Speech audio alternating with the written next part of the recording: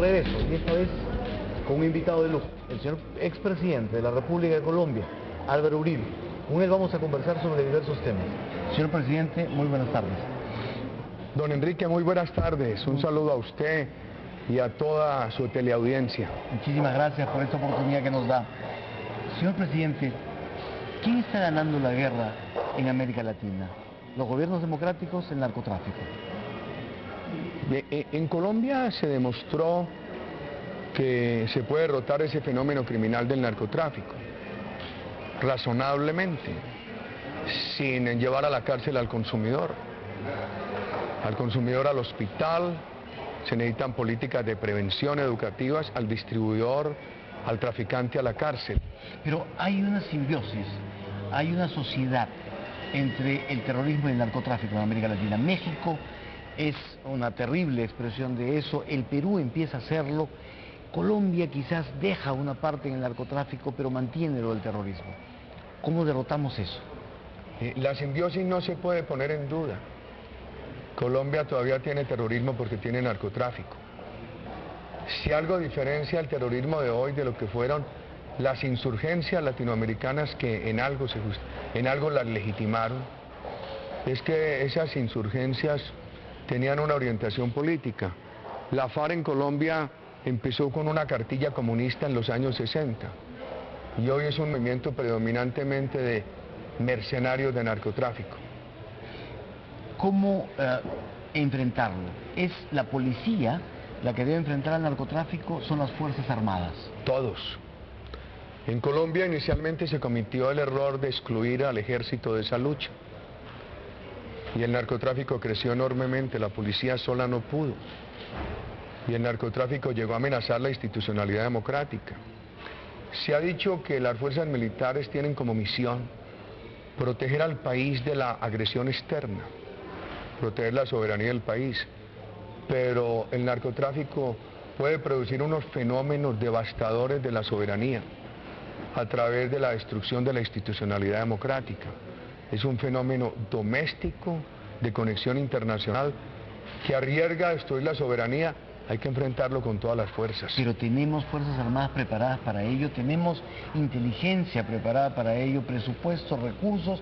Colombia tuvo la ventaja de un Plan Colombia que no lo tienen otros países. Esto es, la experiencia de Colombia es esta. Ha habido una gran ayuda de Estados Unidos, pero veamos las cuantías.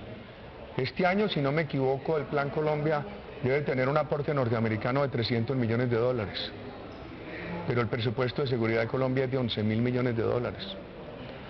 Yo creo que fue importante el Plan Colombia, pero más importante el sacrificio de los soldados y policías de Colombia y la determinación, la voluntad política de nuestro gobierno.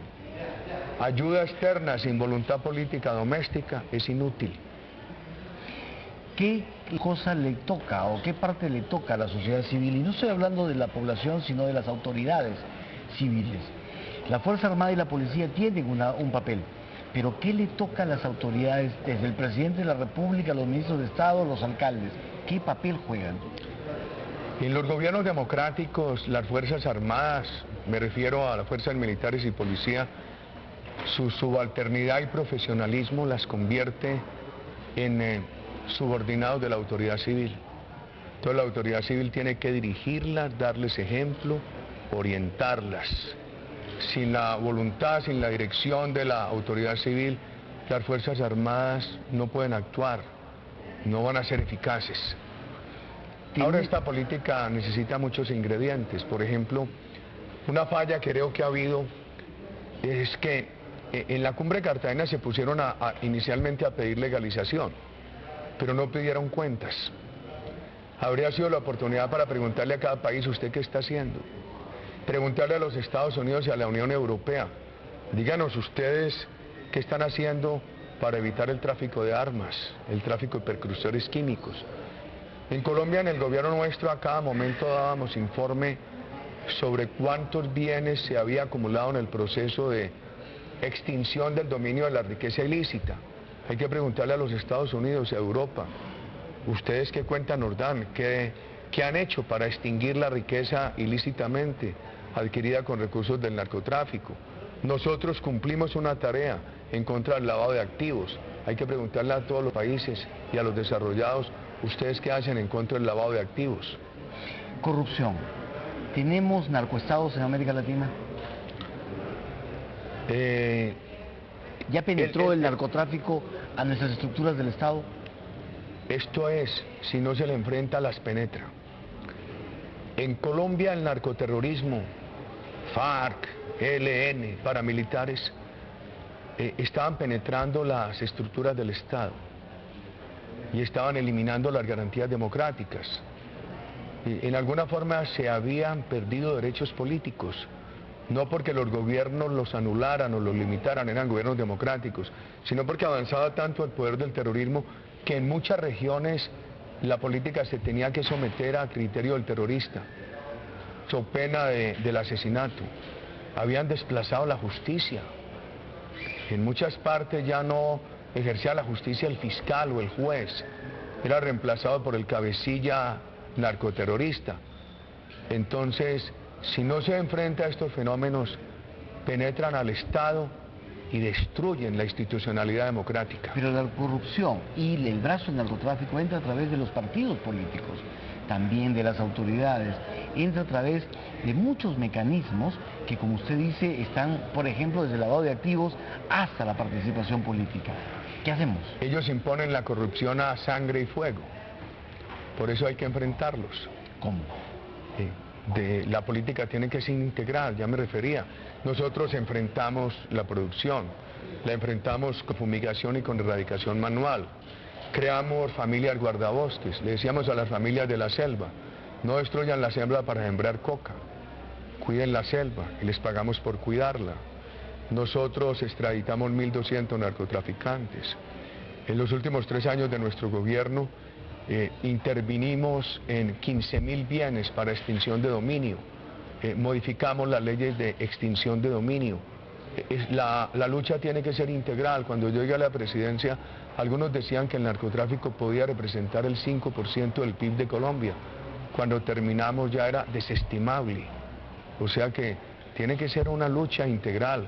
Creo que hoy hay que haber una lucha de valores que empiece en la familia.